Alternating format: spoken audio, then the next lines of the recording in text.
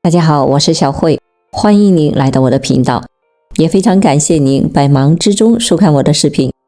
饭后做这7件事情，就等于是在慢性自杀。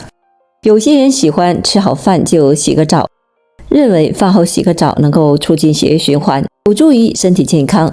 还有些人吃得兴起便满身大汗，喜欢饭后就洗个干干净净，但饭后不宜立刻的洗澡。对很多人来说，饭后正是放松的时候，殊不知这些看似很小的生活习惯，就在你懈怠时在谋杀你的健康。饭后7大的自杀式习惯。1. 饭后洗澡。饭后马上洗澡，循环系统就会重新的分配血液的流向，刺激内脏，导致肠胃的蠕动会受到影响，引起胃痉挛、消化不良等的状况。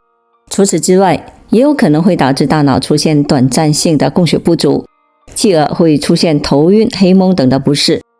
严重的话，还会导致冠心病或者是心绞痛和心肌梗塞，尤其是高血脂和高血压的患者更为的危险。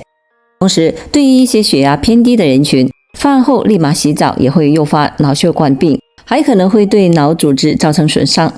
建议在吃完饭之后至少要休息1个小时，待肠胃消化蠕动完成，血液重新分布之后才可以洗澡。洗澡除了注意时间外，以下3点你也该知道。1. 每天洗澡间隔几天合适，天天洗好不好？人每天都会有新陈代谢的产物，所以可以天天洗澡，洗头就不宜天天洗。3天的时间最为合适，以免头发因缺乏油脂而变干变黄。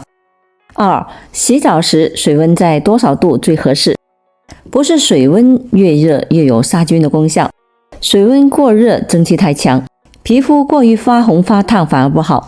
常用过热的水洗脸洗澡还会促进皮肤老化，一般水温控制在40度到50度最佳。3. 洗澡时应该先洗头发还是先洗身体？那是应该先洗头发，在洗发的时候，水冲在身上，使身体的毛孔因受热而渐渐的张开，吐出秽物，从而彻底洁肤。2. 饭后立即吃水果。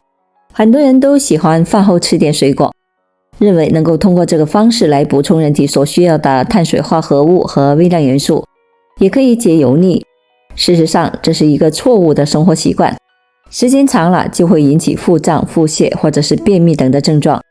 因为饭后马上吃水果会影响消化功能，当食物进入胃部后，要消化1到2个小时的时间才能够缓缓的被排出。饭后马上吃水果，水果会被之前吃进去的食物阻挡，而不能正常的消化，这样既浪费了原本吃水果的价值，还对肠胃的吸收功能有影响。因此建议吃水果最好是在2餐之间吃，饭前1小时或者是饭后2小时摄入最佳。对于血糖升高者，尤其是不主张饭后立马的吃水果。3. 饭后喝浓茶。很多人经常会在饭后喝几杯茶，认为喝一些浓茶可以将吃进去的油脂刮掉，但其实喝浓茶会引起消化不良和缺铁性贫血。饭后喝茶会冲淡胃液，影响食物的消化，影响营养成分的消化吸收，如茶叶中含有的茶碱。茶碱可以干扰蛋白质、微量元素的吸收，尤其是微量元素如钙、铁、锌等的，与茶碱同时存在时，吸收率就会明显的下降。另外，茶叶中还含有大量的油酸，饭后喝茶就会使胃中没有得到及时消化的蛋白质和油酸结合在一起，形成不易消化的沉淀物，影响蛋白质的吸收。另外，茶叶还会妨碍铁元素的吸收，长期如此甚至可能会引发缺铁性的贫血。建议吃饭时应该配有汤，这样更有助于溶解食物中的营养成分，有利于小肠中的消化吸收。如果餐前或者是餐时不补充水分，饭后由于消化液大量的分泌，可引起体液的失水，势必引起口渴，此时再饮水就会冲淡胃液，影响消化。4. 饭后吸烟。饭后一支烟赛过活神仙，这是嗜烟者的名言。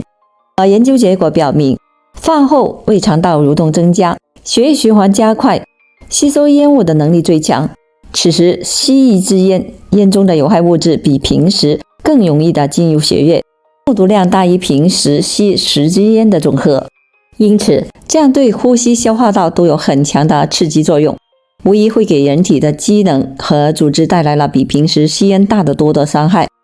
5. 饭后马上运动。有句古话说，饭后100步走，活到99，真的是这样吗？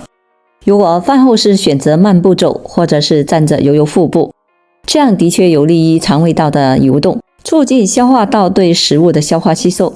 但是如果饭后进行比较剧烈的运动，就很容易使血液分布到全身的肌肉，这样子的话，胃肠道的血供就减少了，从而会影响到肠胃道的功能，进而影响到食物的消化吸收。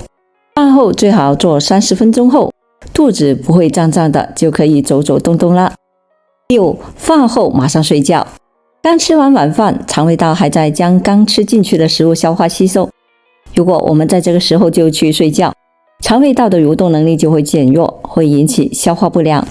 另外，饭后睡觉的话，机体对于消化道的血供比较多，对于有一些心脑血管的基础疾病的人，或者是老年人来讲，这样子更容易导致脑部的供血缺乏，容易诱发中风。因此，饭后2到3个小时再睡觉比较合适，而午睡的话，最好能在午饭后的30分钟后进行。7. 饭后开车。饭后由于消化的需要，血液会大部分的集中到了胃部，大脑这个时候是暂时处于缺血的状态，从而导致大脑缺氧困乏。再加上开车要求精神高度的集中，很耗费精力，从而容易导致操作失误，发生车祸。另外，如果吃得太饱，撑着肚子开车，特别是有些发福的人，往往会使肚皮顶到方向盘，这样在紧急转弯的时候就会受到不同程度的影响，可能也会酿成车祸。民以食为天，吃饭是民众每天都要做的事情，饭后该如何的养生是很多人都关注的话题。以上这7个饭后不宜做的事情，相当于慢性自杀，看到后赶紧改正，不要给这些看似很小的生活习惯给身体健康带来不利的影响。尤其是中老年人，一定要养成良好的生活习惯，才能够避免疾病的发生，健康长寿。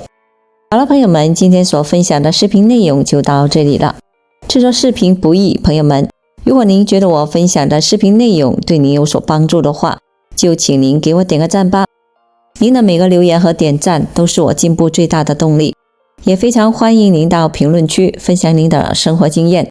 非常感谢您的支持和鼓励，我们下期见。